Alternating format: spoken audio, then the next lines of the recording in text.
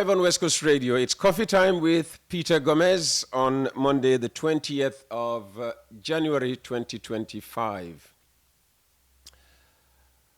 For those of you who do not know, Methodist Academy is 30 years old this year. I'm sure the school will have several celebrations and fun days to mark this milestone. But as a start, the school's principal and the chairman of the Board of Governors have chosen to begin their week here on Coffee Time to reflect on 30 years of Methodist Academy and the values that make the educational institution unique.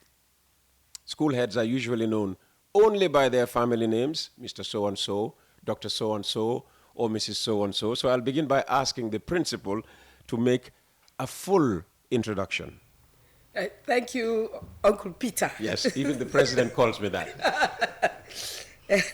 This is Hannah Harding, principal of Gambia Methodist Academy. I am a Sierra Leonean, and I moved over to the Gambia in 1999. And then since then, I've been part of this great family, Gambia Methodist Academy. I joined the school in October 1999, and I've been there till date. Listen, that was a mistake. She's not Sierra Leonean, she's Gambian. She's just as Gambian as any Gambian is Gambian. And as I said, she's accompanied by the chairman of the school's board of governors, who will also introduce himself. Thank you very much, Peter. My name is Ernest Obi. I'm the chairman of the board of governors, and I was part of the founding governors of the school when it was established 30 years ago. And I left the country, came back, and I was appointed by the Bishop of the Methodist Church, the Gambia, to be the chairman of the Board of Governors in this anniversary year. Fantastic. So it's a pleasure. Congratulations to you. Mrs. Harding, let's start with how the school began.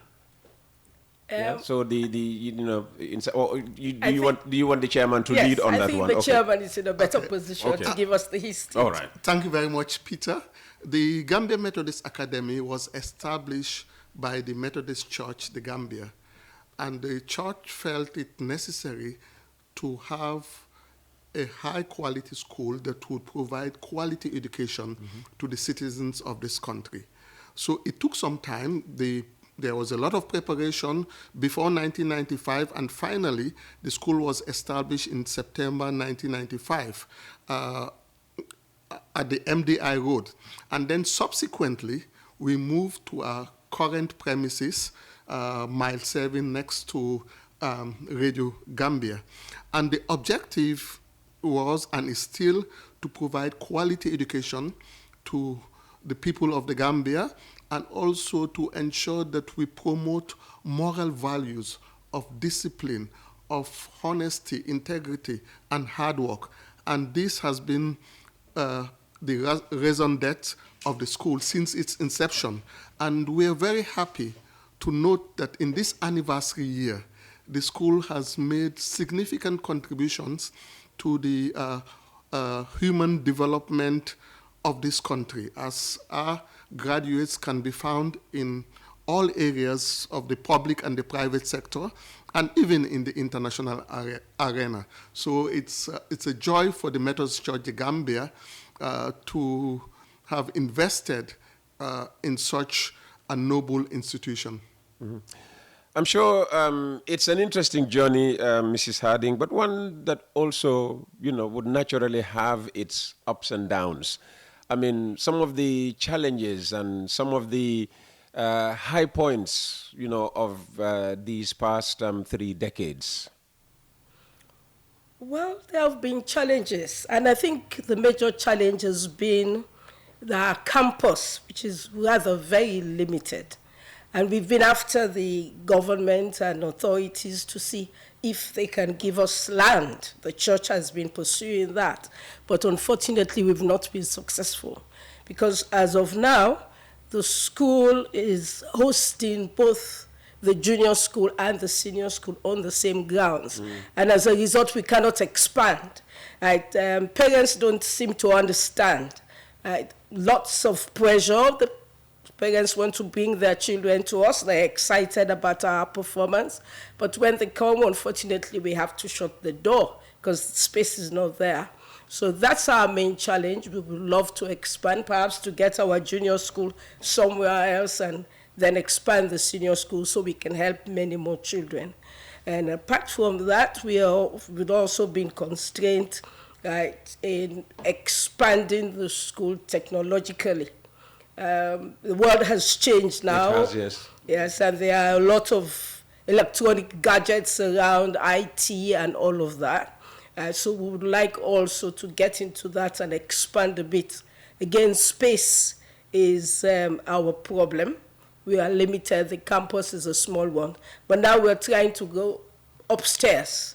We're skyrocketing a bit to see if we can get... Vertical rather than horizontal expansion. Yes, yes, to see if we'll be able to accommodate some more rooms with the latest gadgets to help the children. Mm-hmm.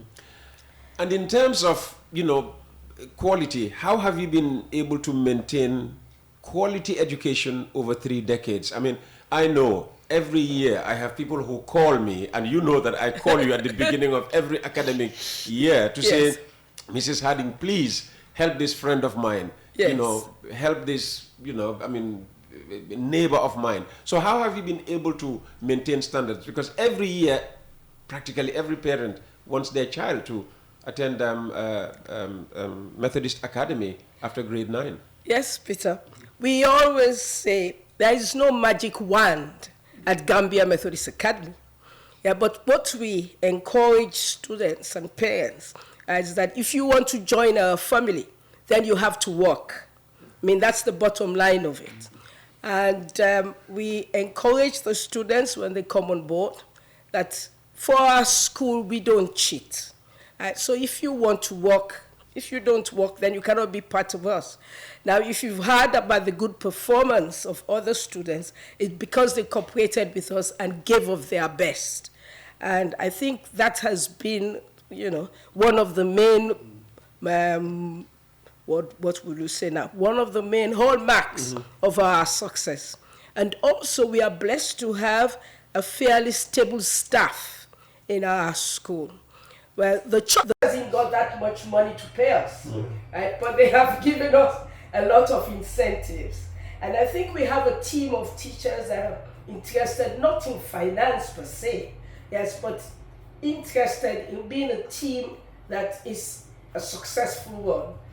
So we give of our best to the children, and we sit back and we watch them progress.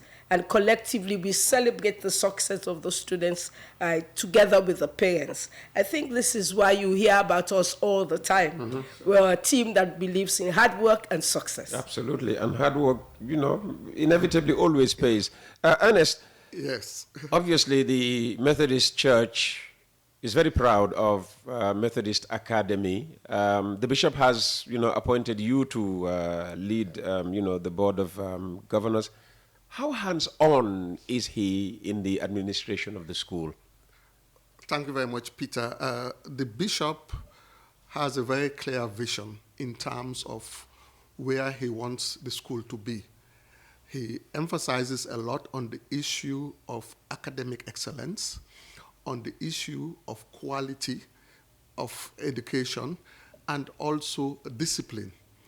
And when he appointed me, he gave me what I would call a marching order. Come what may, we must maintain academic excellence. We must also ensure that we produce all-round graduates, people who are disciplined, who are honest. Mrs. Harding talked about it, the need for honesty, integrity, and hard work. There is no shortcut to success. So at the level of the board, we have got policies that guides the operation of the school. And for those policies, Peter, we don't compromise. Because if you compromise, you are going to lower the standards. And when the standards are lowered, you end up not producing good students. We are very proud of Methodist Academy because our students can compete anywhere in the world academically, in terms of comportment and discipline. So as a board, we have strengthened those policies and regulations. And we are also operating within a space.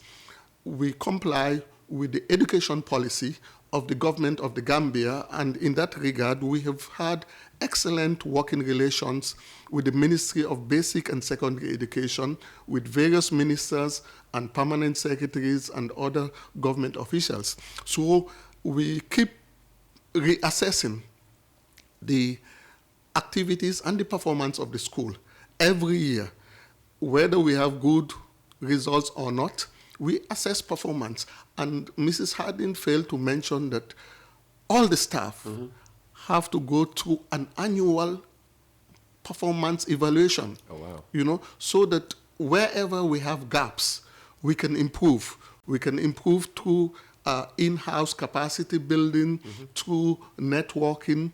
So with all those systems in place, we've been pretty consistent in terms of performance, in terms of discipline and comportment of the students. And this we are not going to lower for any reason. And we also don't subject ourselves to external pressure, you know, for people to come in. You either have what it takes to come in or you don't have it. Or you go and repeat and improve so that we can go forward. Thank you very much. And external pressure could also come from government, especially for those schools that are subvented by government. Apart from, I mean, he loosely spoke about the relationship with the Ministry of Basic and Secondary Education. In terms of this relationship, do you also receive funding from central government? No, we don't. We are extremely on our own. Right? We run the school based on the fees paid by the students. Right? We don't get any help per se. But we have a good relationship with the ministry because, I mean, policy-wise, we are guided and supported by them. Yes, and also the conference of principals is open to both private and public schools. Yes, and I am an active member of that. So whatever policies and visions that globally or nationally shared, yes, we are also part of it and we contribute. So that's fine with us. So if, you know, to quote you, I mean, your teachers, naturally teachers are generally not well paid, yet they can, you know, keep producing results year in, year out, and you say, well, you know, you have a staff situation that is very stable. How many, you know, schools can boast about that? How do you keep your teachers motivated, and how do you ensure this high rate of retention? Well, actually, I must commend our board and the church at large, because whenever our results are good, right, the board will come on board, appreciate us, right, not only verbally, Peter, but also... Let's put everything on the table this morning. Not only verbally, but with a nice envelope here and there. Does not only end there. The PTA too, we have a very vibrant parent-teacher association. I must say, a very supportive one. Whenever the results are good, yes, we have meetings with them. They too will come and appreciate us in a practical way. And also we have other incentives. Yes, at Christmas time, the board is always there to have lunch with us. Oh. Yes, and to bless us with a Christmas gift.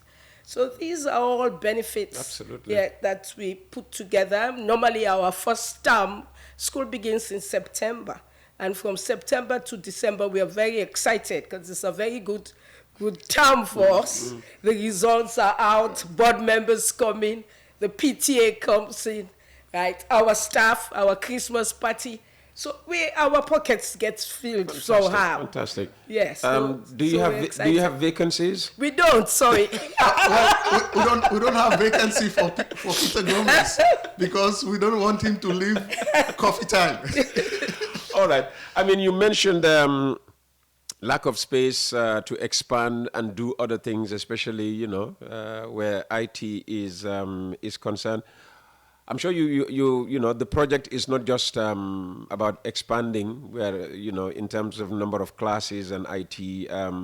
Mr. Board Chair, you know, tell us more about this project. Well, thank you very much, Peter.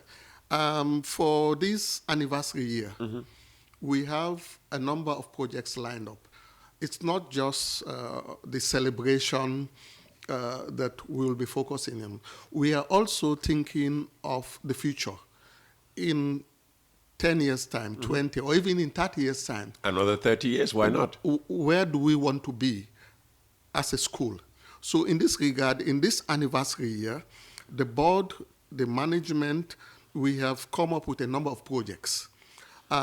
We want to develop an audiovisual center in the school. And as she rightly pointed out, space is our constraint. So we will have to go vertical, you know, instead of horizontal. Yes. So we have a project in mind which we want to implement, and we are appealing to all the good Samaritans, including our students, to support. We are at an advanced stage with all the technical details of that particular project. We also want to embark on the installation of solar panels because of the how should I put it? The precarious, you know, electricity situation, yes. You know, and also the cost of electricity. So we want to go solar, which also is important in terms of environmental conservation and preservation, climate change issues. So we want to install in the school solar panel to help us with the electricity situation. Again, as I said earlier, we are not just looking at academics. We want to provide basic skills to our students. We are thinking, or we are planning for the construction of 2 additional classrooms. And these additional classrooms would focus on business studies, entrepreneurial development.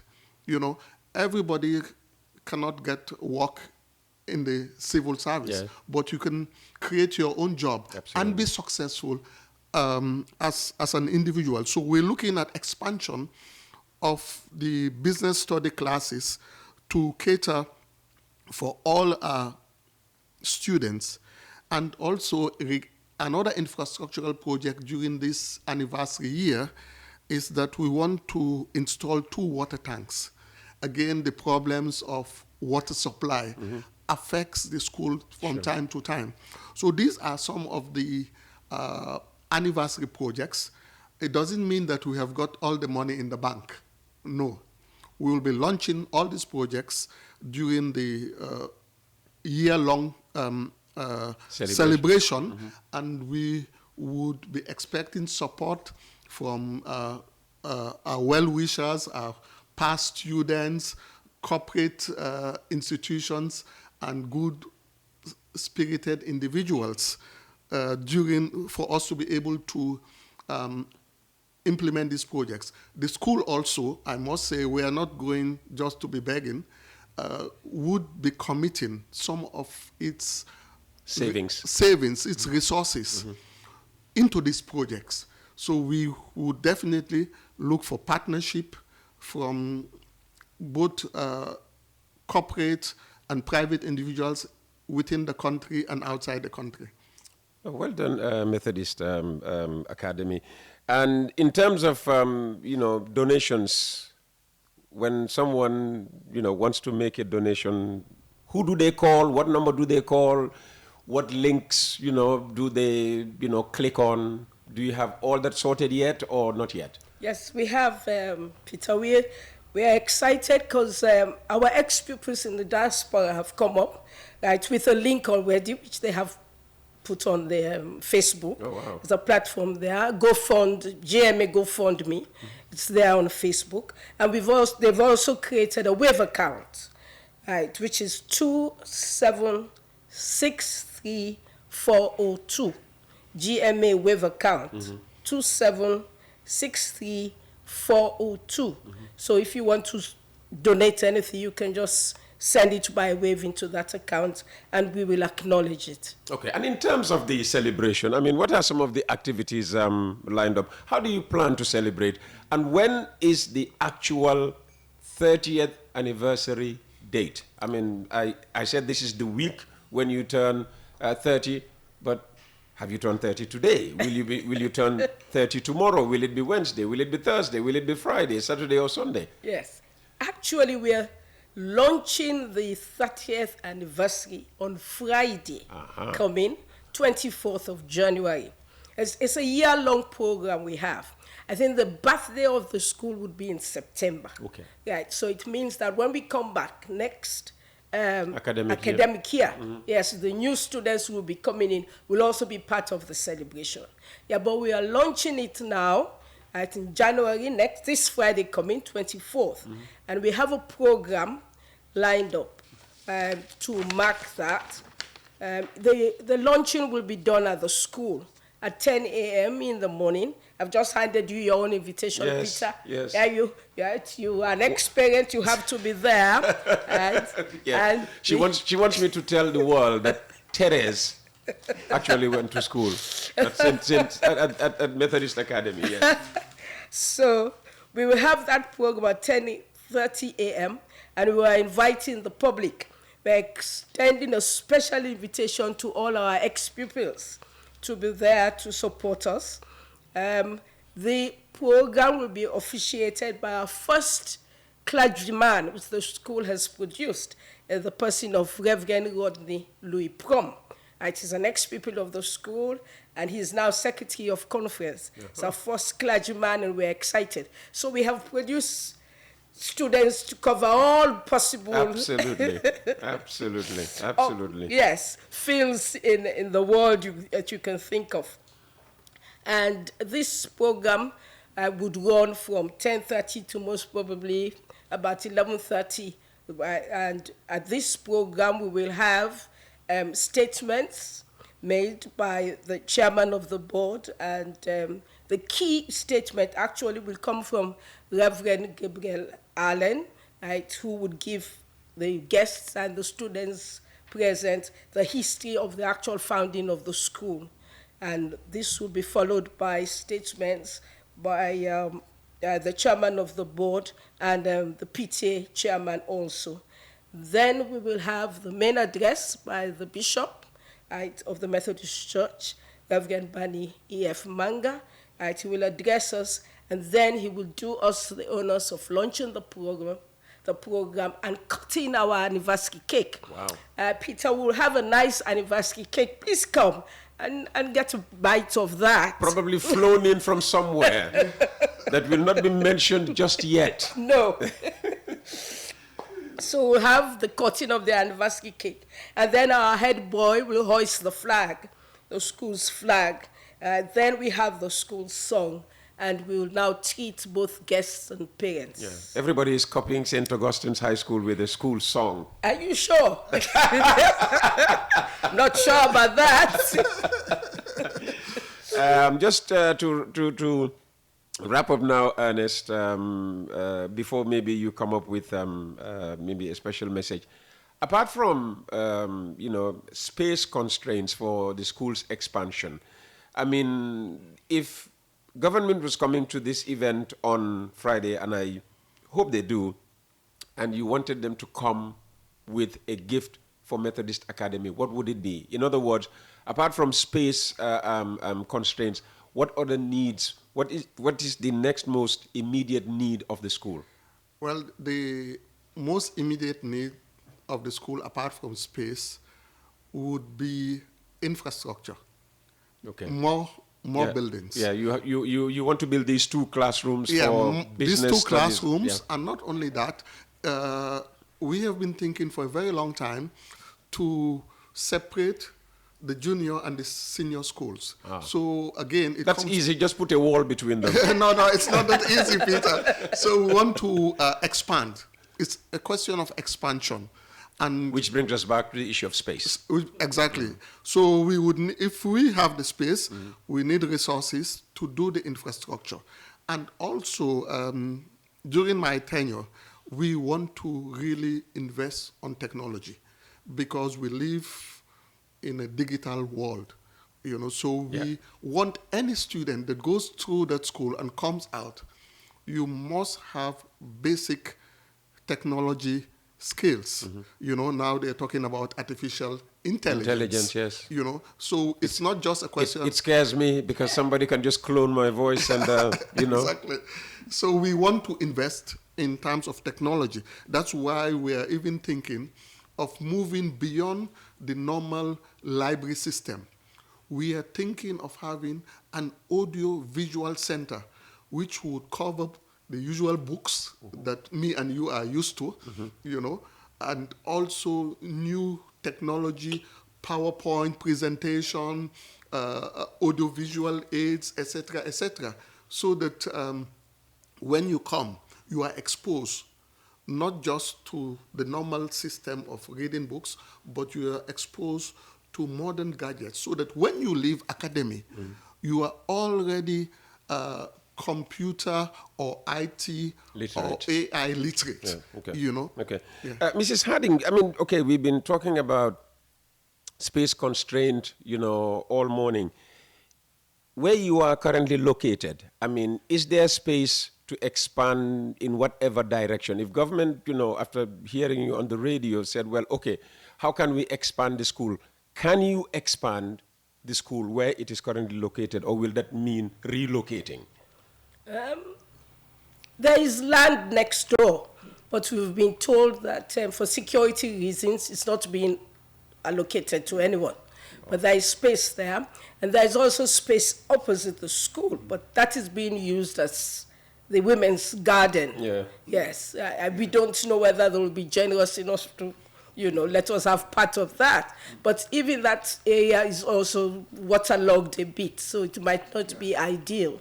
Yes, but I think there is land at Bakau. Okay. Yes. So this would have to be land away from where you are, and then it will be the expansion will be at another location. Yes. Okay. All right. And Mr. Chairman, just in wrapping up. Thank you very much, Peter.